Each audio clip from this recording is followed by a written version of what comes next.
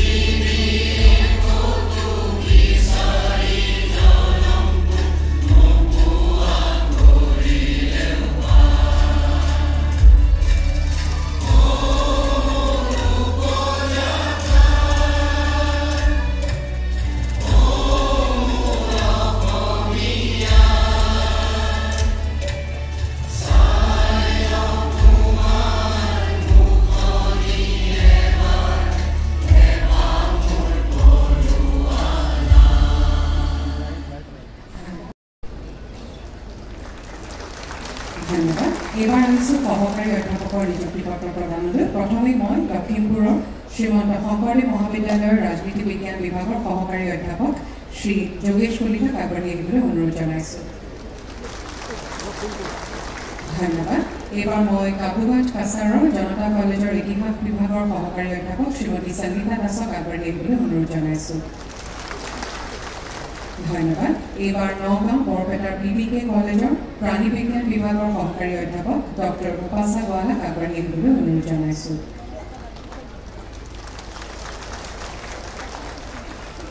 ধন্যবাদ।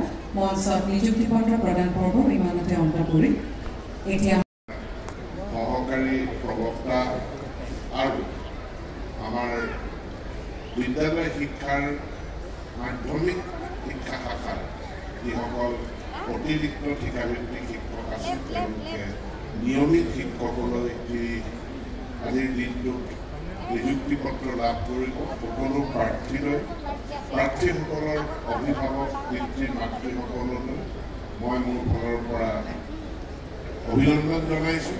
আপোনালোক সকলোকে মোৰ নমস্কাৰ জনাইছোঁ।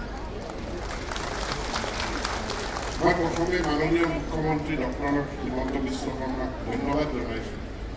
তেখেতৰ ব্যস্ততাপূৰ্ণ কাম কাজৰ মাজত আজি শিক্ষা বিভাগৰ অধীনৰ এই নিযুক্তি পত্ৰ বিতৰণৰ গুৰুত্বপূৰ্ণ কাৰ্যসূচীৰ কাৰণে সময় উলিয়াই আমাৰ মাজত উপস্থিত হৈছে।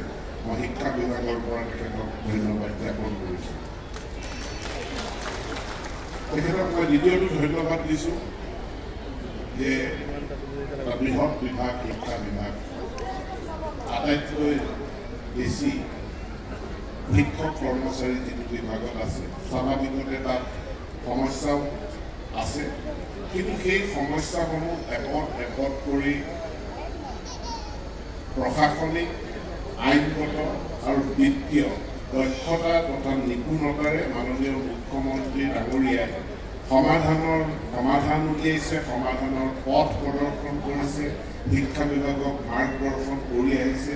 আৰু আজিও আমি এটা পুৰণি সমস্যাৰ স্থায়ী সমাধানৰ কাৰণে ইয়াত আহি আমি সমবেত হ'বলৈ সুযোগ পাইছোঁ। আৰু এই সমাধানত তেখেতে যি নেতৃত্ব প্ৰদান কৰিলে তাৰ কাৰণেও মই মাননীয় মুখ্যমন্ত্ৰী ডাঙৰীয়াৰ প্ৰতি মই কৃতজ্ঞতা জ্ঞাপন কৰিছোঁ।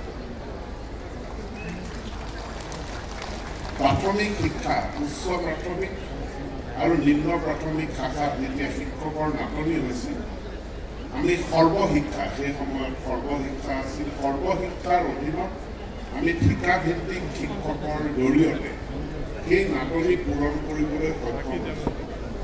কিন্তু প্ৰাথমিক শিক্ষা শাখাত যেতিয়া আমি শিক্ষকৰ নাটনি ঠিকাভিত্তিক শিক্ষকৰ জৰিয়তে আমি সৰ্বশিক্ষা অভিযানৰ অধীনত সমাধান কৰিবলৈ সক্ষম হৈছিলোঁ, আৰু সেই সময়ত সৰ্বশিক্ষাই যিহেতু মাধ্যমিক শিক্ষাক সামৰি লোৱা নাছিল, মাধ্যমিক শিক্ষাৰ যিকেইটা কোৰ বিষয় বা ছাবজেক্ট ইংৰাজী, সাধাৰণ গণিত, বিজ্ঞান, সমাজ অধ্যয়ন, ছ'চিয়েল ছায়েন্স, ইয়াত শিক্ষকৰ নাটনি পূৰণ কৰিবৰ কাৰণে অতিৰিক্তভাৱে শিক্ষক নিযুক্তিৰ এটা প্ৰক্ৰিয়া আৰম্ভ হৈছে।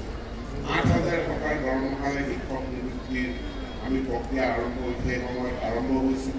পিছলৈ 15,000 হৈছিল আৰু 2020 চনত মাননীয় মুখ্যমন্ত্ৰী, তেতিয়া শিক্ষামন্ত্ৰী হৈ থাকোঁতে নিয়মীয়া কৰ্মচাৰীৰ সমহাৰত এই অতিৰিক্ত ঠিকাভিত্তিক শিক্ষকসকলক দৰমহা দিয়াৰ এটা ব্যৱস্থা আৰু 60 বছৰলৈকে চাকৰি গেৰাণ্টি দিয়াৰ ব্যৱস্থা কৰিছিল। কিন্তু সি পৰ্যাপ্ত নাছিল। সকলোৱে নিজৰ চাকৰিটোৰ এটা নিশ্চিতিকৰণ বিচাৰিছিল আৰু এই নিশ্চিতিকৰণ শিক্ষাভিত্তিক শিক্ষকক নিয়মীয়া শিক্ষকলৈ ৰূপান্তৰিত কৰাৰ কাৰণে যি আইনগত, প্ৰশাসনিক আৰু বিত্তীয় সমস্যা আছিল, তাক অতি নিপুণতা আৰু দক্ষতাৰে মাননীয় মুখ্যমন্ত্ৰীয়ে সমাধান কৰি স্পেচিয়েল ৰিক্ৰুইটমেণ্ট ড্ৰাইভ এটাৰ সৃষ্টি কৰি প্ৰথম পৰ্যায়ত সমগ্ৰ শিক্ষাৰ অধীনৰ ঠিকাভিত্তিক শিক্ষক আৰু ষ্টেট পুল ঠিকাভিত্তিক শিক্ষকৰ সমস্যা সমাধান কৰাৰ পথ প্ৰশস্ত কৰিলে।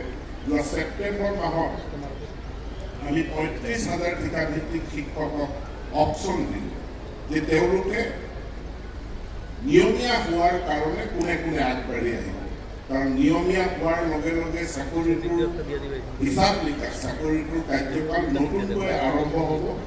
কিছু ইনক্ৰিমেণ্ট নিয়োগ লাভ কৰা ব্যক্তিসকলে হেৰুৱাব।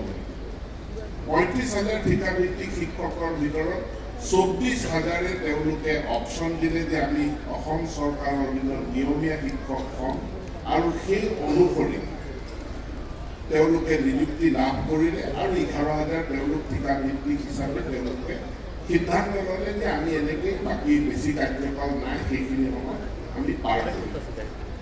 ছেপ্টেম্বৰৰ সেই কাৰ্যসূচীৰ পাছত আজি আমি ইয়াতে উপস্থিত হৈছোঁ 4,529 গৰাকী যি অতিৰিক্ত ঠিকাভিত্তিক শিক্ষক আছিল, তেওঁলোকক স্থায়ী নিযুক্তি দিয়াৰ কাৰণে।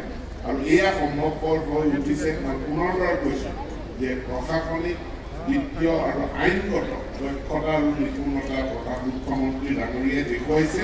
গতিকে তেখেতক মই পুনৰবাৰ ইয়াৰ বাবে ধন্যবাদ জ্ঞাপন কৰিছোঁ।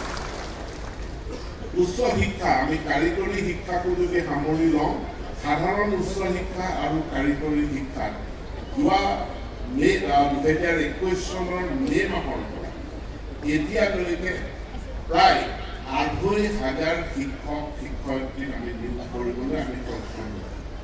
উচ্চ শিক্ষাক আমি এটা নতুন মাত্ৰা প্ৰদান কৰিবলৈ সক্ষম হৈছোঁ।